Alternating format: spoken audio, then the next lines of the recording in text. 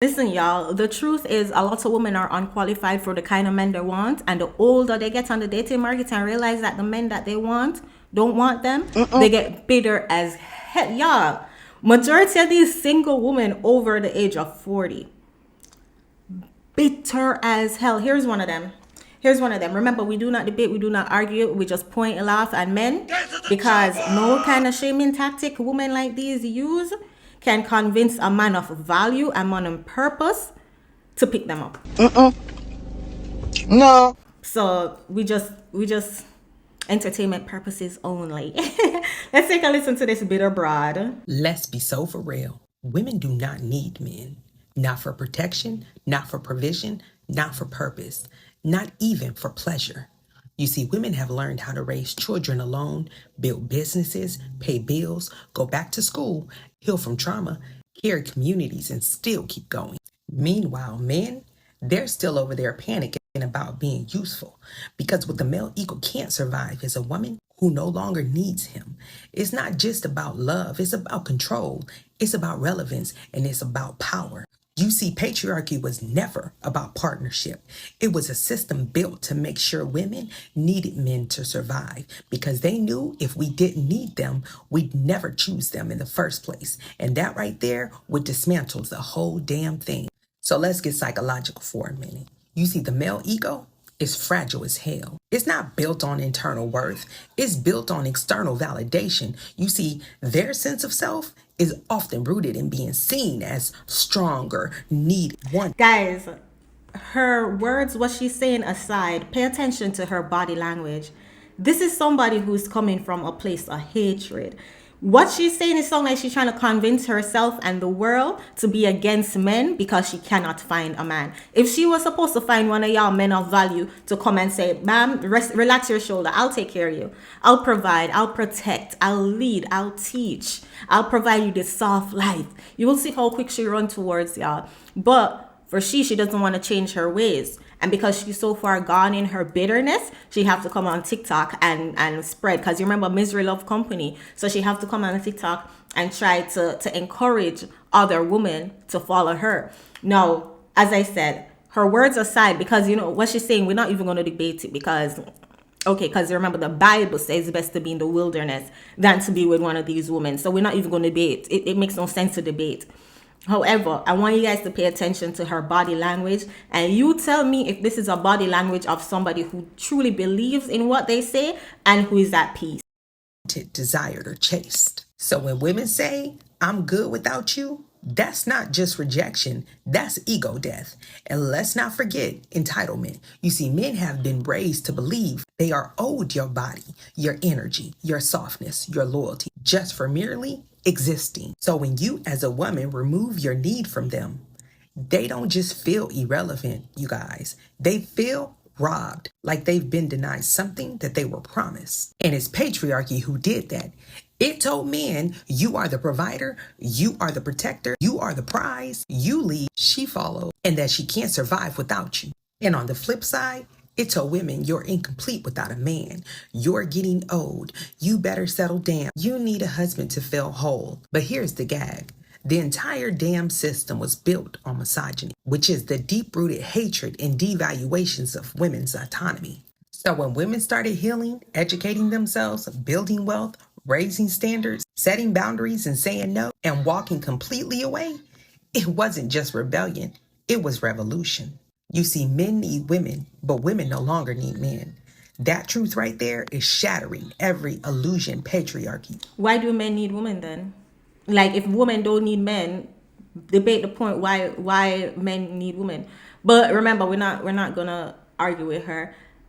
If you guys are this happy, if women are this happy and don't need men and can do it all by themselves, why TikTok after TikTok after TikTok, we hear women either saying men need to step up to the plate and what real men need to do, and whatever.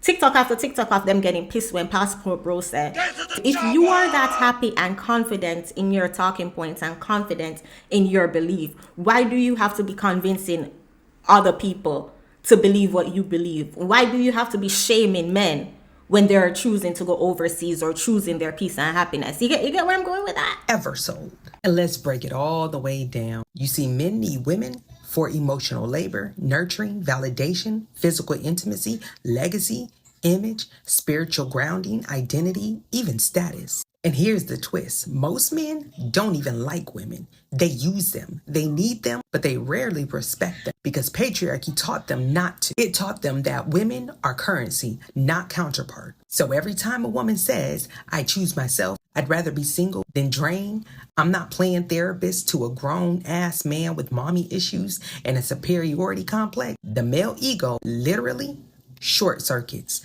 because the whole illusion that he was the prize falls apart completely. You see, you are no longer the woman they warned you to be. Desperate, dependent, quiet, grateful for crumbs. Nah, you are the woman they fear that's whole and unapologetic and self-sourced and powerful without permission. And that terrifies men whose entire identity was based on being needy. Because if you don't need him, he has to actually be worthy. And let's be honest, most of these men were never taught how to be that man.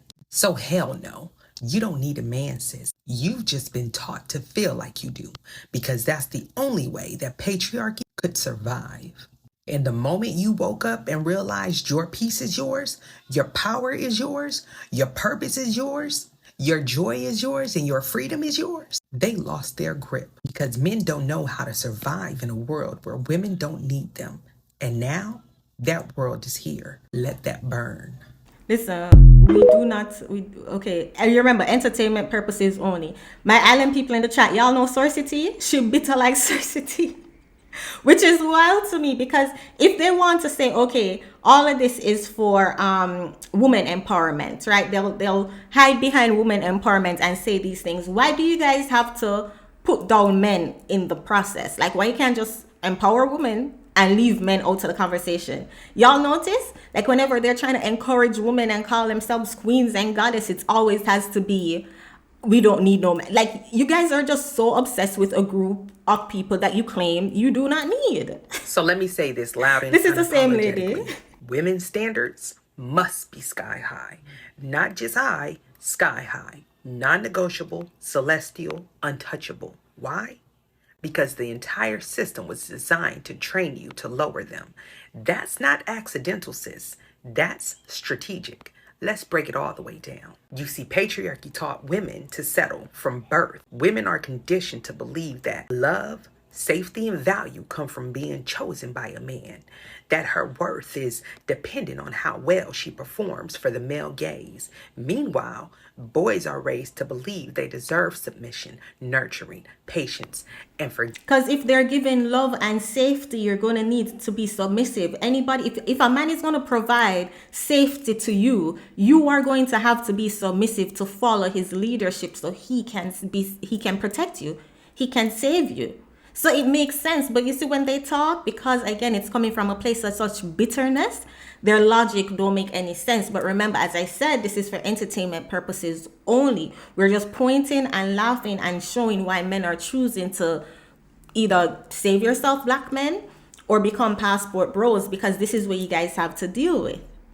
This is what you guys have to deal with, women and their bitterness. Forgiveness without ever even doing the work to earn it. Because male entitlement is real and dangerous. You see, these men walk around believing that access to your body, your emotions, your time, your labor is their birthright. That your love is a prize they should automatically receive just for breathing. You see, they expect you to show up as a wife, a therapist, a maid, and a porn star, while they barely show up as an emotional, available human being. Number 2, because the male ego is fragile but violent. You see, you're told not to emasculate him, not to outshine him, not to be too smart, too ambitious, too independent. Because if you do, it might bruise his ego. And when a fragile ego is bruised, he won't self-reflect. He'll punish you for it, either emotionally, mentally, or in far too many cases, physically. Number 3, because the obsession with dominance and control is real. You see, so many of these men don't want partnership. They want power. They don't want to lead with love. They want to lead with control. And when a woman has love... It's honestly sad. All jokes aside, it's honestly sad to see someone this bitter. It breaks my heart, because you have one life to live and you choose to live a bitter life. I can guarantee if somebody say something good about men, she can't think of anything. That's not healthy. That's not a good life. That's not peace. I can't imagine being like this. And then to me, it's she thinks she's doing something, and there's so many women like her. There's so many women who sit in their bitterness. Like, I wonder if they ever look in the mirror and say, dang, I'm bitter as hell. Standards, it makes it easier for him to trap her in cycles of manipulation, gaslighting, and spiritual death, all while smiling in her face and calling it love. Number 4, because misogyny is the very foundation of damn near everything. You were taught to hate yourself, to compete with other women, to prioritize his potential over your peace, to carry the emotional weight over every relationship like it's your job, while he coasts through life thinking, at least I'm not as bad as the next guy. And even the so-called good men, they still benefit from and participate in that system, even if they do so silently. So yes, your standards need to be sky high because your life depends on it. Your future, your mental health, your emotional safety, your financial stability, your generational legacy, your children's well-being, all of it is tied Your to the children's choices you make. well-being. So I'm sorry, if her standard is supposed to be sky high and she shouldn't settle for one of those men with all of those characteristics that she listed, and if those men, according to her, don't exist, and her standards are sky high, how the hell she got children? Oh my God! How the hell she got children? That means that she's sleeping with a dusty then. That means not only is she sleeping with a dusty, she's reproducing with a dusty. She giving the dusty her most prized possession, which is her womb. You allowing the dusty to spread his seed. You allowing the dusty to reproduce. Like, what? And the boundaries you set. You see, if you don't raise your standards, you will be surrounded by people who feed off of your self-betrayal and call it loyalty. You see, you need standards so high that they weed out men who think leading means controlling, men who get insecure when you shine, men who call healing too emotional, men who weaponize religion to make you submit, men who think providing excuses them from self-awareness, men who want mothers and not partners, and also men who only see you as useful when you're suffering. You are not here to be emotionally milked by men who refuse to grow. You are not here to explain basic human decency to men in their 30s and 40s, or worse, 50s and 60s. You are not here to lose yourself in the name of love. You are not here to be the rehab center for broken masculinity. No, sis. You see, the bar is not on the floor. The bar is not he doesn't hit me. The bar is not at least he comes home at night. The bar is sky high because anything less will drag you straight to hell with a smile and a wedding ring. So no. You're not too picky. You're finally seeing clearly. And the ones calling you too much are the very ones who could never reach you in the first place. Let them say that you're hard to please. Let them say that you're difficult. Let them say that you're too much. You see, the truth is you were never meant to be easy access. You are the standard. You are the prize. And don't you ever forget that. Remember what I said about her body language? Pay attention to her body language. Pay attention to her demeanor. She's coming from a place of hurt, a trauma, a bitterness, and that does not excuse. Nobody's trauma doesn't excuse, or is not a pass to be this bitter. But my heart goes out to men who have to deal with this bitterness, because even if a lot of women aren't at this extreme of bitterness, they still have this like subconscious like thought process like, how about we all just get along? How about we enter the dating market with our best foot forward, with best case scenario at hand, not trying to get one over, not trying to think, oh, men are the enemy and men are out to get us, and men are going to manipulate, and the patriarchy and whatever. And they enter the dating market in such a defensive mode, but then thinking that they are the prize. Who on earth is going to sign up to be with somebody who is coming from a defensive mode? Every little thing is an argument. Every little thing, oh, she's looking out. Are you using her? Are you cheating? Are you manipulating? Like, calm down, sis. Calm down. Go seek help before you get on the dating market. But women like this will get out here and they spread their toxicity, and then young girls will gravitate to it because they don't know no better, and that is all they're getting.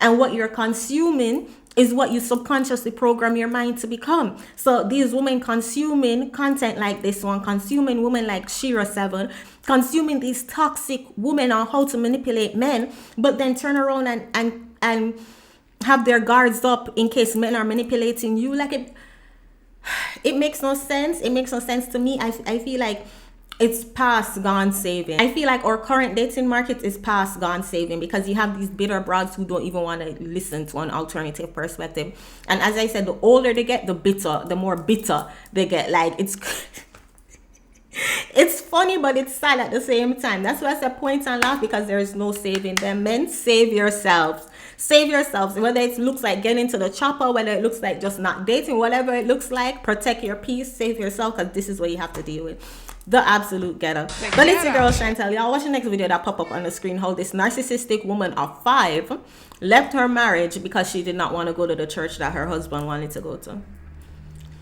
This is what men gotta deal with in a dating. Y'all, I'll see you guys in the next one. Take care.